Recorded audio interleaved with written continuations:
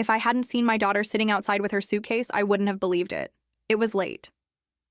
The sun was almost gone, and the porch light flickered like it couldn't decide if it wanted to help or not.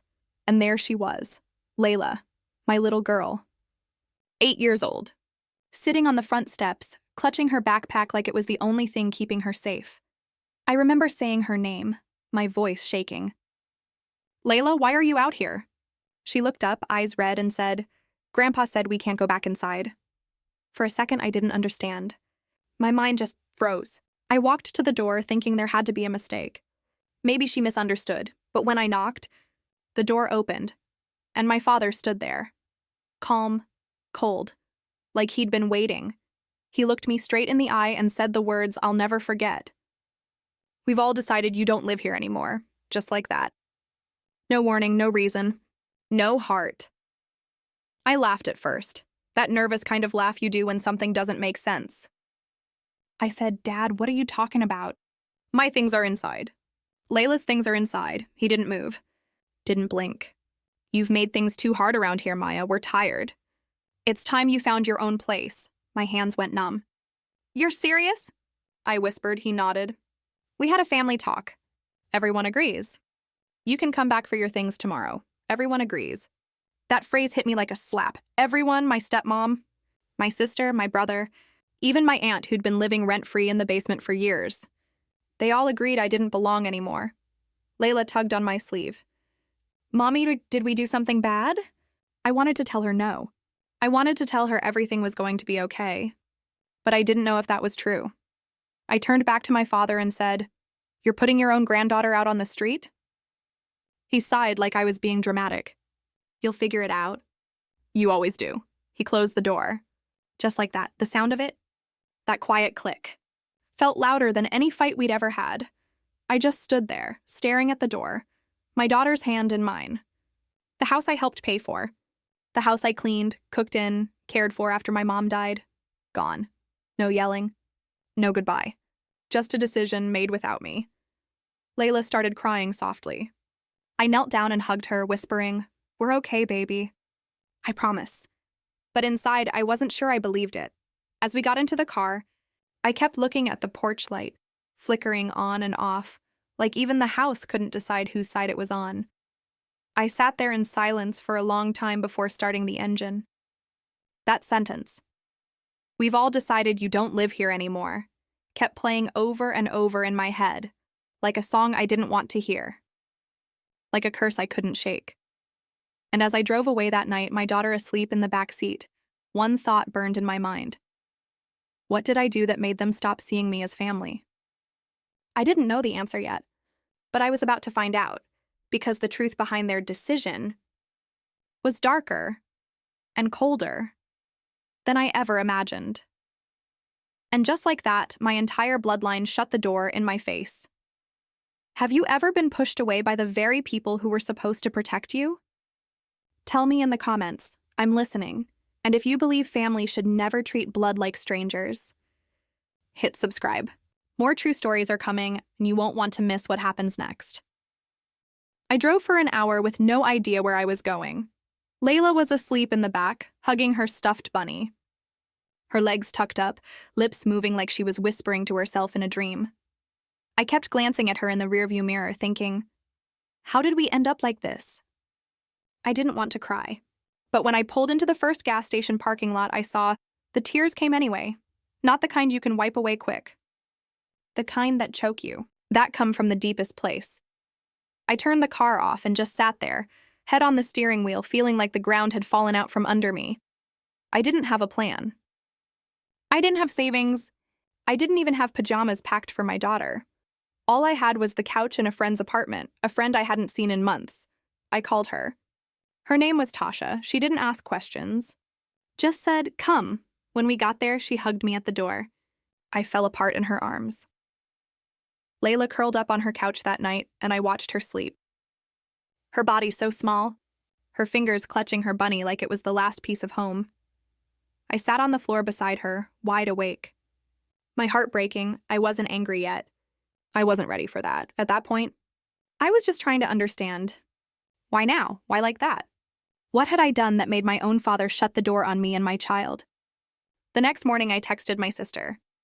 Just 5 words. Did you agree to this? She didn't reply. But I saw the read receipt. That was enough. I called my dad, too. Straight to voicemail. I tried my brother. Same thing. It was like I had been erased. Tasha made us pancakes that morning. I tried to smile for Layla, but inside I felt like I was made of broken glass. Later that day, I checked my email. Just one message. From my stepmother. Subject line, you need to take responsibility. I opened it. 1 paragraph. Maya, we love you, but your energy has been draining this family for too long. You're always sad, always needing something. We had to set a boundary. Please don't make this harder than it already is. I stared at the screen. Frozen, draining. I was the one who babysat everyone's kids. The one who took care of my dad after his surgery. The one who worked night shifts just to contribute after my mom died. And now I was the problem? Now I was too much? I wanted to scream, but instead I just closed the laptop and sat in silence. Tasha sat beside me. I know this hurts, she said. But it's not your fault.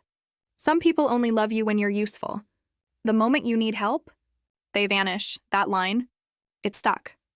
That night, I went to the cheapest motel I could find, just for one night. I didn't want to burden Tasha. The room smelled like bleach and old cigarettes. The walls were yellow, but Layla didn't complain. She jumped on the bed like it was an adventure, and I smiled.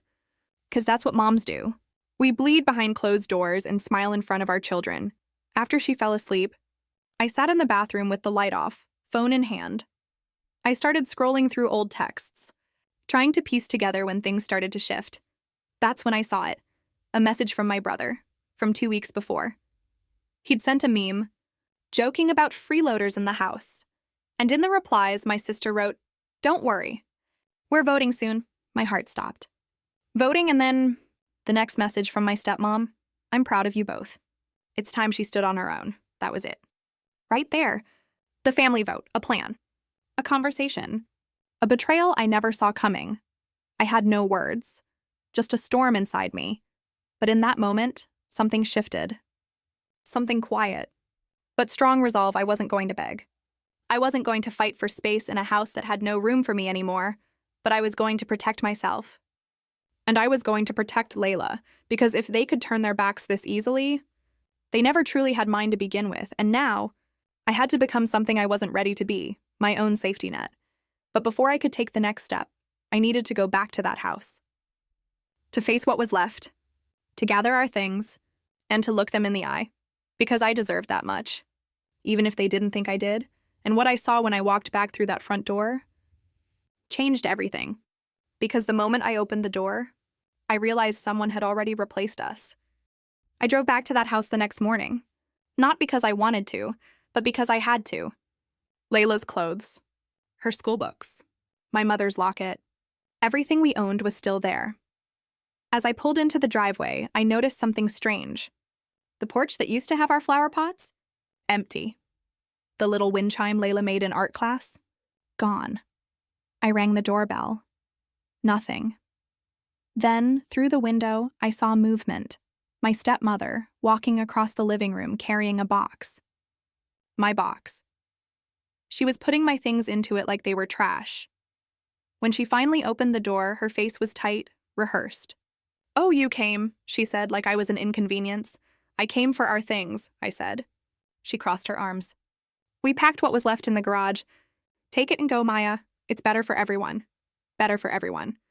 I wanted to ask, who's everyone? But I didn't need to, because behind her, I saw them. My sister, my brother.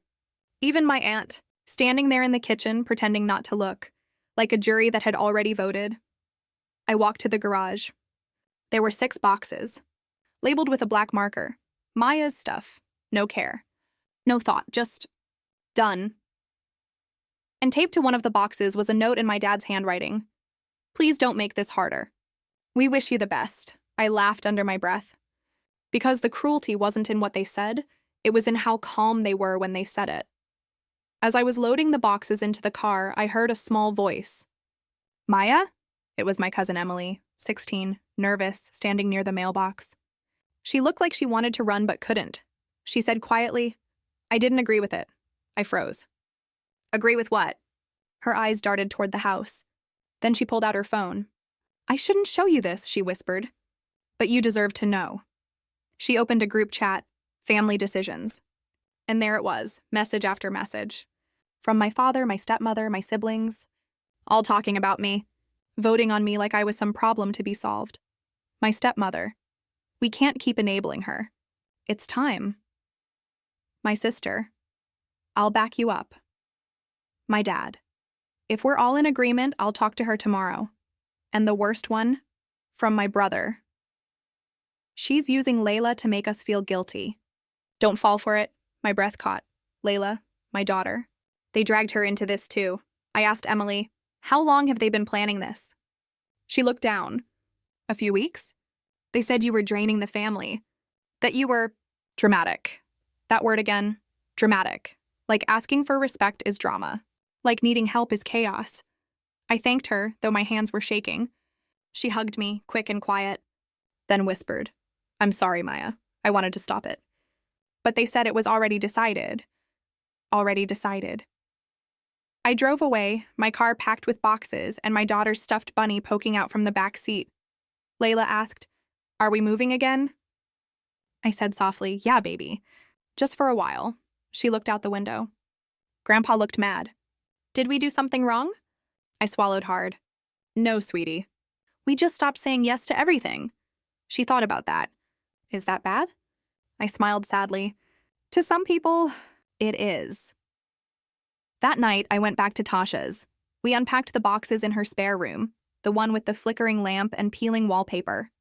Among the boxes was one labeled Misk. I opened it. Inside were things that weren't mine. Receipts, legal papers, bills, and at the bottom, a folded sheet of paper. Printed email threads between my father and my stepmother. Subject line, property transfer discussion. I skimmed it once, then twice. It was about the house. They were refinancing, and my name, was still listed on part of the deed. My stomach dropped. They hadn't kicked me out because of space or drama. They wanted full control. They'd been planning to sell the house, and to do that, they needed my signature gone. That's what this was about. Not family. Not peace. Power. They'd turned me into the obstacle. I stared at the paper, my pulse pounding. Every word of that we decided speech replayed in my head. But this time it sounded different. It wasn't family speaking. It was strategy. It was business. I picked up my phone, took a photo of the email, and sent it to myself. Because if they wanted to play this like a game, I wasn't going to lose quietly. I didn't know it then, but that one paper, that one piece of proof, was about to change everything. Because what started as betrayal was about to turn into justice. And the next person to knock on my door wasn't family. It was a lawyer. When the knock came the next morning, I thought it was housekeeping. We were still staying in that cheap motel, the one that smelled like bleach and loneliness. But when I opened the door, it wasn't a cleaner. It was a woman in a navy blue blazer holding a briefcase. Are you Maya Rivera? She asked. My stomach dropped. Yes, she nodded. I'm here on behalf of your father. He asked me to deliver these. She handed me a thick envelope. I tore it open with shaking hands. Inside, legal documents. A formal notice stating my removal of rights and claims to family property. A section highlighted in yellow, Maya Rivera no longer holds any ownership interest. They'd done it. They'd actually gone through with it. The lawyer spoke softly, almost apologetic. They filed this yesterday. There's a clause giving you 14 days to respond, but... She hesitated. It looks like they've already secured signatures from the rest of the family. I felt dizzy. I leaned against the wall, trying not to fall. So they're selling the house, I whispered. The lawyer nodded slightly. I can't speak on that directly. But it appears that's the intention. She left soon after. No comfort. No kindness. Just business. When the door closed, I stared at the papers until my vision blurred. Layla came up behind me, holding her bunny. Mommy, why are you crying? I knelt down, wiped my face, and said the only thing I could. I'm just tired, baby. But I promise, I've got us. She smiled a little, like she believed me. And maybe that's what gave me strength. Because the next morning, I wasn't crying anymore. I was planning. I called the first name I saw on the documents, a lawyer named Mr. Lawson. He specialized in family property disputes. When he picked up, his voice was calm but sharp. "Tell me what happened," he said. So I did. Everything. The vote. The eviction. The boxes. The papers. He listened quietly. Then he said, "Maya, did you sign anything giving up your claim?" "No," I said quickly. "Nothing. Not one thing." "Then they can't legally remove you," he said. "Not without your written consent or a court order." I felt a spark of hope. A small one, but real. "So what do I do?" He replied, "You gather everything. Texts, emails, that refinance document you mentioned. All of it. Bring it to my office tomorrow morning."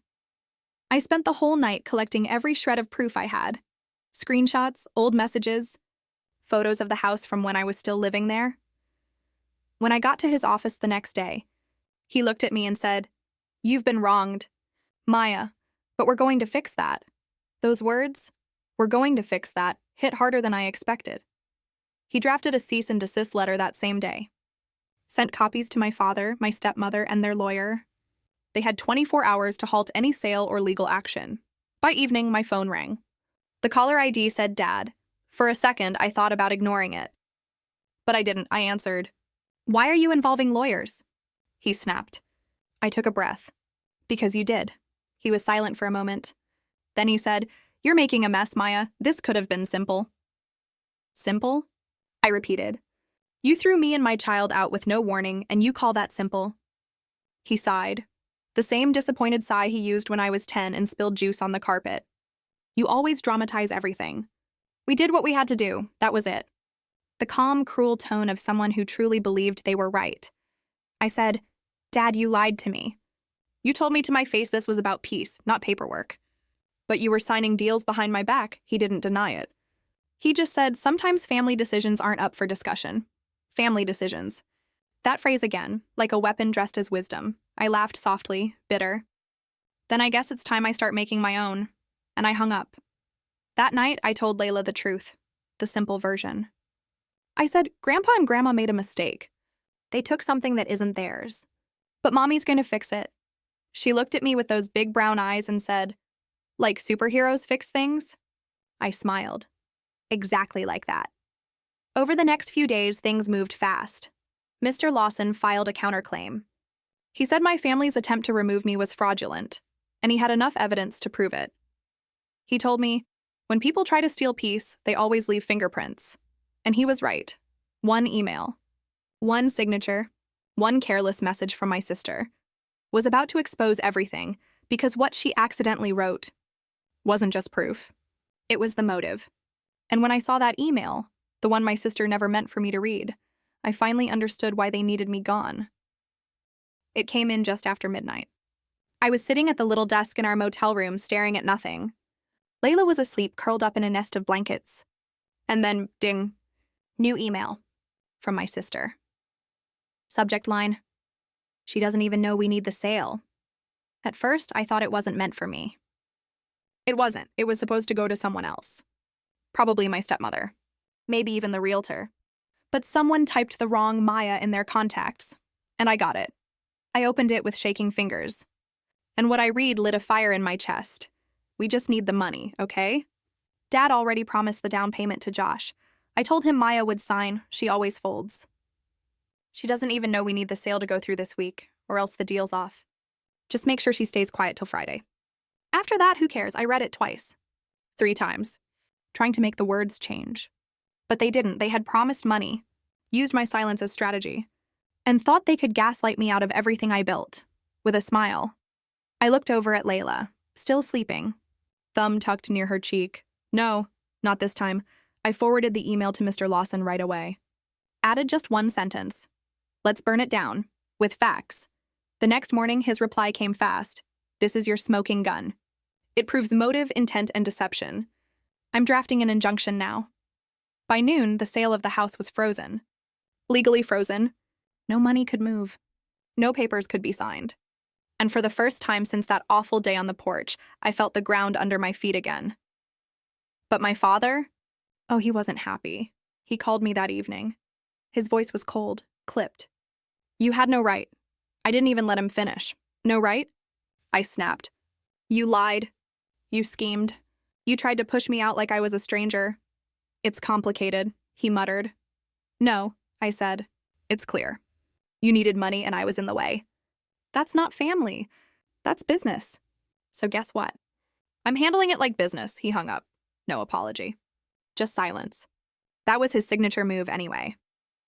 The next few days were a blur of meetings, calls, and paperwork. But Mr. Lawson kept me grounded. This is a battle of patience now, he said. But we're on the right side. I believed him. Mostly. Still, the nights were hard. The motel walls were thin. The hum of the highway never stopped. And Layla. She started asking questions. When can we go home, Mommy? I wanted to cry. But instead, I held her close and whispered, soon, baby. And not just to any house. To the right one, where love lives. And I meant it. A few days later, another surprise came, an email. From my sister again. This one was actually meant for me. Subject line, can we talk? Inside, just 2 lines. I didn't mean for you to see that. But maybe it's good that you did. Can we meet? I stared at it for a long time. Then I typed back, 1 hour. Public place. No tricks, she replied almost instantly. Tomorrow, 10 a.m. Willow Creek Cafe. I didn't tell Mr. Lawson right away. I needed to hear it from her mouth. What they really thought of me. What I meant to them, so I showed up. Not as the broken daughter, but as a mother, a fighter, a woman who refused to be erased. My sister was already there, sipping a latte like she wasn't at the center of a storm. She looked up surprised. You actually came. I sat down, arms crossed. Start talking. She sighed. You weren't supposed to see that email, she said. I did, I replied. And I'm glad. There was a pause, then she leaned in. Dad made promises. Big ones, to Josh, to me. He thought if you moved out, everything would fall into place. Except it didn't, I said. No, she admitted. Because you fought back. And honestly, I didn't think you would. That stung more than I expected, she continued. Look, Maya, I'm not saying what we did was right. I'm saying it was messy. And we didn't expect you to lawyer up? I stared at her. That's the thing, I said. You never expect me to stand up. You just expect me to take it, to smile. To be easy, but I'm not her anymore. She looked away. I didn't want to hurt Layla, she mumbled. But you did, I said. You all did. And now you want what? Understanding? Forgiveness? She shook her head. I don't want anything. I just wanted you to know. I see it now. What we did, I stood up, that's not enough. Seeing isn't fixing, and I walked out.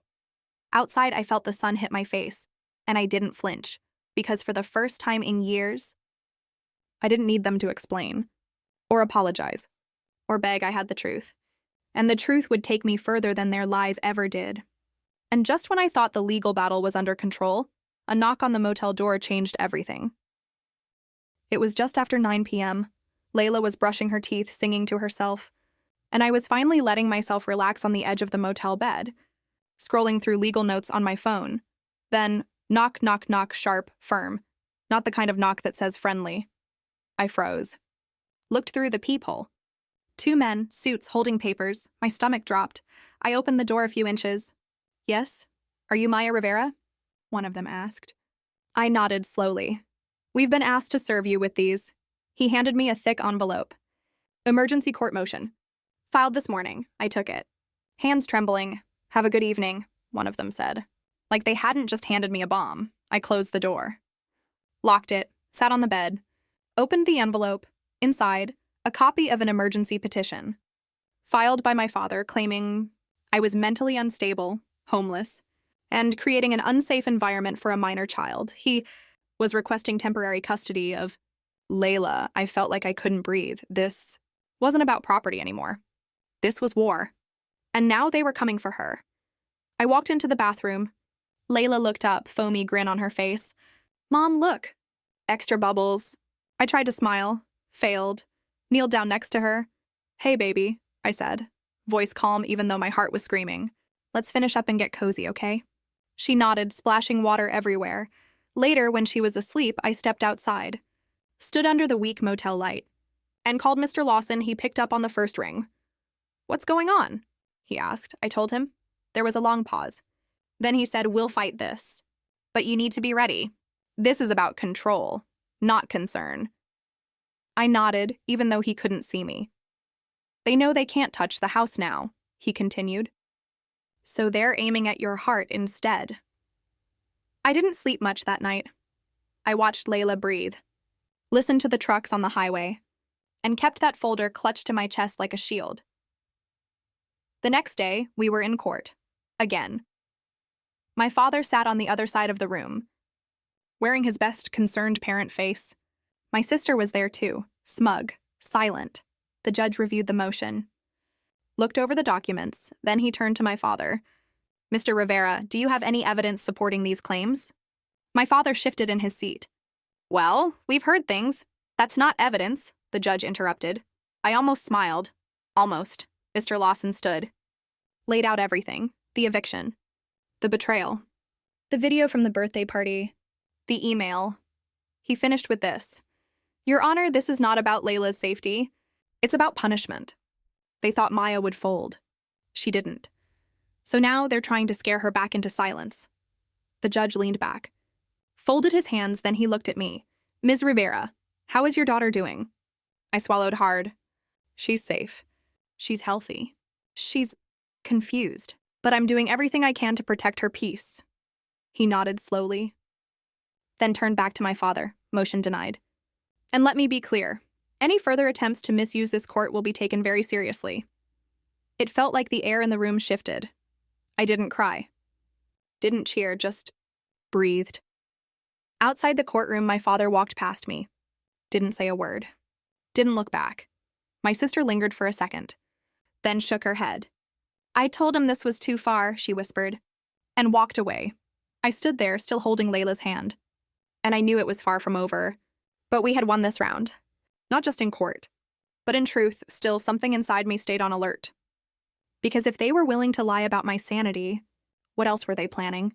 The answer came a week later, in the form of a letter from a lawyer I'd never heard of, with my name and Layla's in bold. A week passed. Things were quiet.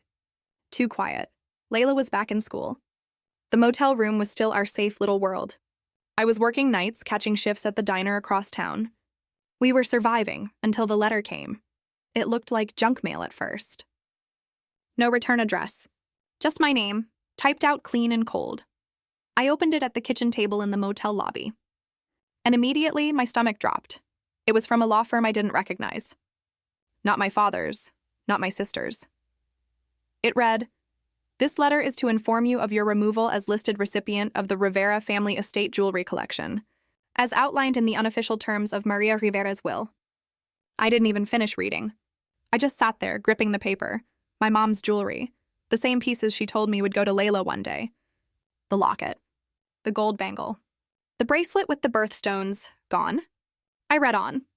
Apparently, my sister had stepped forward as the new rightful custodian, filed through some backdoor technicality, claimed I had forfeited my right when I left the property. I wanted to scream. Because I hadn't left, I'd been thrown out, and now they were selling her jewelry, auctioning it off to preserve the family estate. They were turning her memory into profit. And pretending it was all legal. I ran to the room. Layla was coloring at the desk. "Sweetheart," I said, kneeling beside her, "do you remember Grandma's locket? The one with the tiny picture inside?" She nodded. "Yeah, she let me hold it at Christmas." I smiled weakly. "Do you remember what she said?" Layla thought for a second. "She said it would be mine one day, and to take care of it." My chest tightened. I didn't tell her what happened. Not yet. I just kissed her forehead and stepped outside. I called Mr. Lawson. He answered on the second ring. "They're selling my mom's jewelry," I said. He didn't even sound surprised. "Just disappointed. They know it's sentimental." "That's why they're doing it," he said. "To push you harder. To break you down," I whispered. "Can they do that?" There was a pause. Technically, no. But if it was never formally listed in a will, and the estate was considered communal, I sighed, so tired of loopholes. So tired of fighting for scraps of love. "I'll look into it," he said. "But Maya, we need to decide something." "What?" He was quiet for a moment. Then, "We need to stop playing defense." I blinked. "What do you mean?" "I mean we file something first. We go public. We show the full timeline. You've been silent too long. It's time the truth had a louder voice." I sat on the motel steps, watching Layla through the window. So small, so innocent. Okay, I said. Let's do it. That night, I stayed up writing. Everything. From the eviction to the party. From the police call to the courtroom. I sent Mr. Lawson every photo, every receipt, every message. We were done playing nice. A few days later, he sent me a copy of the counter motion. It had a name I didn't expect. Petition for Protective Family Order, Emotional Harassment, and Financial Coercion. I read it 3 times. It wasn't just legal. It was emotional truth, in black and white.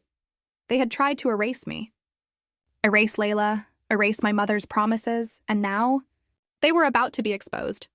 But before the petition even hit the judge's desk, my sister made a move so bold it took even Mr. Lawson by surprise. The next morning, Mr. Lawson called me at 7 a.m. Maya, check your email. Still half asleep, I rubbed my eyes and sat up on the motel bed. Layla was curled next to me, snoring softly. I opened the email. It was a PDF attachment. And as I scrolled, my chest turned to ice. It was a formal letter sent to the court, claiming I was an unfit mother, not from my father. Not from some stranger, from my sister. It said I'd emotionally destabilized the household. That Layla was exposed to long-term psychological harm.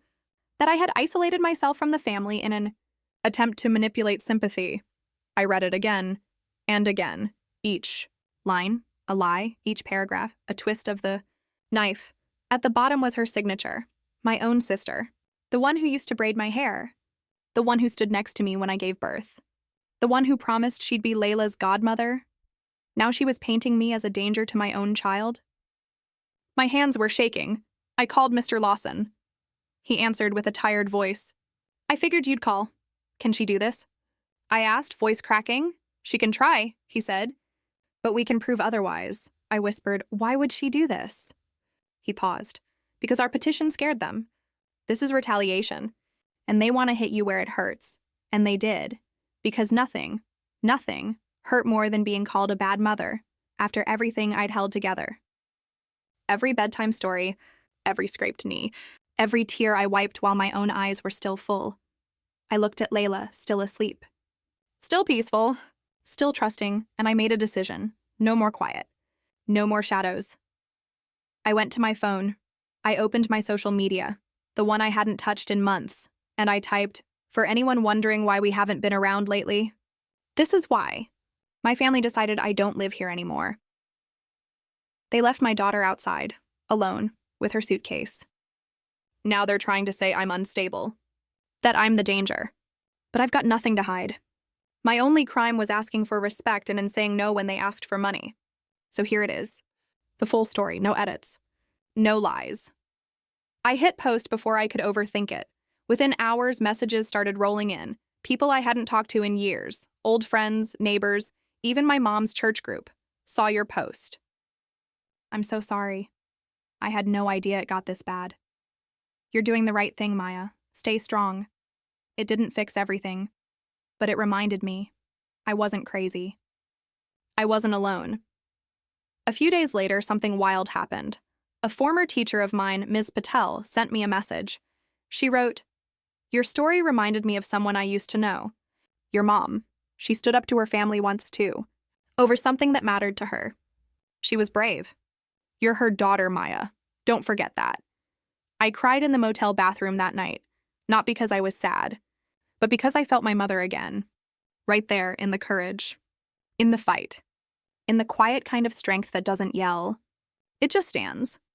A few days later, Mr. Lawson filed our official response to the slander, with Layla's pediatrician records. School reports. A letter from her teacher. Photos from our day-to-day life, laughter, library trips, bedtime snuggles, and a note from me. My daughter is not a pawn. She is not a target. She is not a weapon to be used by people who are uncomfortable with boundaries. She is my reason, and I am hers. We sent it off. That night, Layla curled beside me in bed and whispered, "Are we still healing, Mama?"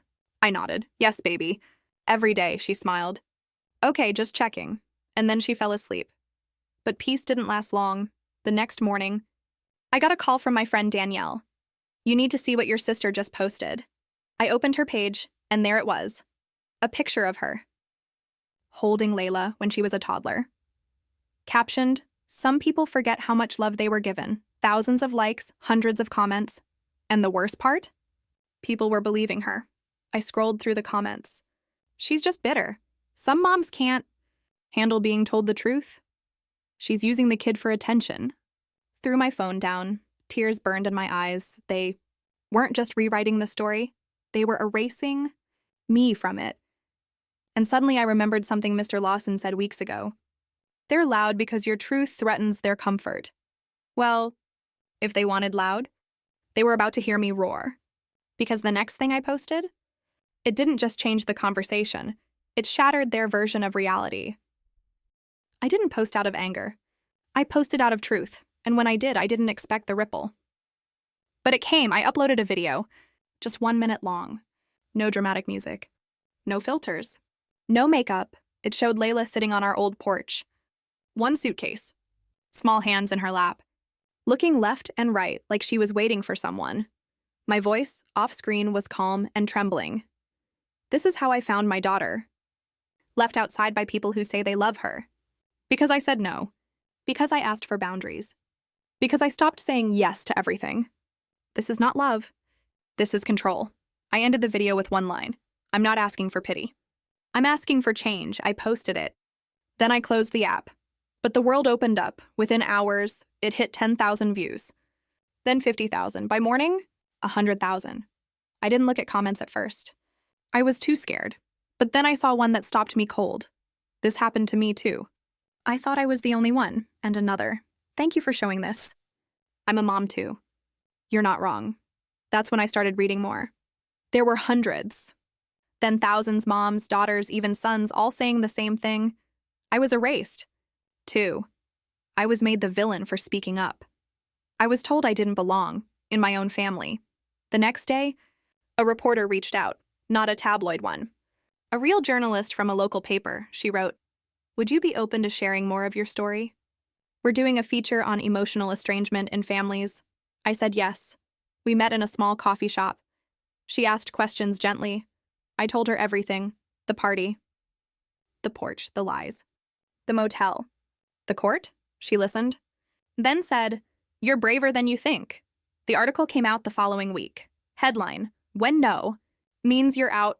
One mother's fight to keep her daughter safe from family control." And something shifted. Suddenly, people started treating me like I wasn't crazy. The school counselor called. "We're here to support you and Layla." The motel manager gave me an extension without charging extra. "I read your story. Stay as long as you need." Even strangers handed me notes at the grocery store. "You're not alone." I cried in the car after each one, because after months of being called selfish and dramatic, people were finally saying, "We see you." But not everyone was happy. My sister made her account private. My uncle sent me a 3-line email. "Take your lies down. You're ruining the family. This is your last warning." I didn't reply. Because when people are scared of the truth, they try to scare you into silence. But I wasn't scared anymore. Layla started sleeping better. She laughed more. We made mud pies again in the motel garden. And she started drawing what she called our next house, with a big tree out front. And stars on the ceiling. It wasn't perfect, but it was healing. One night, she looked at me and said, "Mom, even if we don't have a big house, we have big love, right?" I hugged her tight. "The biggest," I whispered. But just when I thought the storm was behind me, a message popped up. "Private, no name, no profile photo, just a sentence. I have proof you didn't see. From the night they kicked you out." I stared at it for a long time, then typed back, "What kind of proof?" They replied with a video file. I clicked download. My hands shook as it loaded, because what I saw next changed everything I thought I knew. Because in that video, someone had filmed the moment before they left Layla on the porch, and what I heard in the background made my stomach drop. I pressed play. The video opened with a shaky camera, clearly taken from inside someone's car. Across the street, you could hear voices, my dad's, my sister's, my mom's. "She'll come crawling back. You'll see," my dad said. "She's too proud," my sister whispered back. But we made our point. Then, laughter. Low and cold, and the sound of the front door slamming shut. That was the moment Layla was left on the porch. Alone. They knew I was still at work. They knew she'd be alone, and they didn't care. I paused the video, then hit play again, and this time I heard something I hadn't expected. Another voice, from the car, soft, hesitant. Should we do something? A neighbor. I recognized her voice, Miss Hattie. She lived across the street. I remembered her lemonade stand, her flower pots. She had filmed the video, but hadn't shared it. Not until now, another message popped up. I didn't know what to do then. I was scared of your dad. But when I saw the article, I had to say something. I stared at the screen for a long time. Not in rage, not in grief, but in clarity. This wasn't just about a fight. It wasn't about $700. It wasn't about a party or an opinion or a misunderstanding. This was about control, about power. And they had tried to keep it by hurting the one thing I loved most, my child. But they failed because here we were, still standing, still smiling, still full of light. The next day, I sent the video to my lawyer. She filed it as supplemental evidence to the custody clarification we were already pursuing, just to make things airtight. After that, I made a decision. No more silence. No more shame. I posted the video, but not the whole thing. Just one line from my dad. She'll come crawling back. You'll see. And a caption, I didn't, and I won't. The support flooded in. People from all over. Single moms. Estranged kids. Therapists. Teachers. Even a woman who ran a retreat for women healing from family trauma. She offered me a full scholarship. Said, you don't owe anyone your pain. But you do owe yourself peace. I accepted. I went. Spent 4 days in the mountains. No phone. No noise, just stories. Women like me, carrying invisible bruises from smiling at Sunday dinners where their dignity was always the price. I came back lighter, not fixed. But clearer. The first thing I did when I returned. Planned Layla's birthday. This time we made the list. No assumptions. No maybe RSVPs. Just names of people who showed up when it mattered. Miss Hattie brought balloons. My coworker made cupcakes. The local librarian brought Layla a brand new book bag, and guess what? We didn't need a big house. We didn't need a giant cake. We didn't need family to pretend, because this time, we had real love. After the party, as I tucked Layla into bed, she whispered, Mom, this was my favorite birthday. I kissed her forehead. Mine too, baby. I stepped out onto the porch that night, the same porch where it all began. The air was cool, the stars bright, and for the first time since that awful day, I felt peace that didn't come with guilt. I looked down at the check my sister had returned. I'd still uncashed. I didn't want it in my life. So I donated it to a nonprofit that helps single moms get housing support. Let that money go where it's needed, not where it causes pain. Later that week, my mom called. I let it go to voicemail. She said, I know I messed up. I know we all did, but I miss you. I miss Layla. I'd like to come by, if that's okay. I didn't answer right away, because peace means choice, not pressure, so I waited until I knew my answer. I called her back. I said, maybe, but not yet. Right now I'm choosing quiet. I'm choosing safe. I'm choosing healing, she cried. And I didn't feel cold about it, but I didn't melt either. Because now I understand something. Family is not just who raised you. It's who holds you without hurting you. Who hears you and without needing you to shrink and love. Love is not a guilt trip in disguise. Love shows up. Even when it's hard. Especially when it's hard. My name is Maya. I'm 34, and I don't live with my family anymore. But I live with peace, with freedom, with truth, and with a daughter who knows her worth. So the next time someone tells you, we've all decided you don't live here anymore, just smile and say, good, because I've decided I deserve better. And maybe, just maybe, that's where your real life begins. Have you ever had to choose peace over family? I'd love to hear your story in the comments. Let's make space for each other, for truth, for growth, for healing.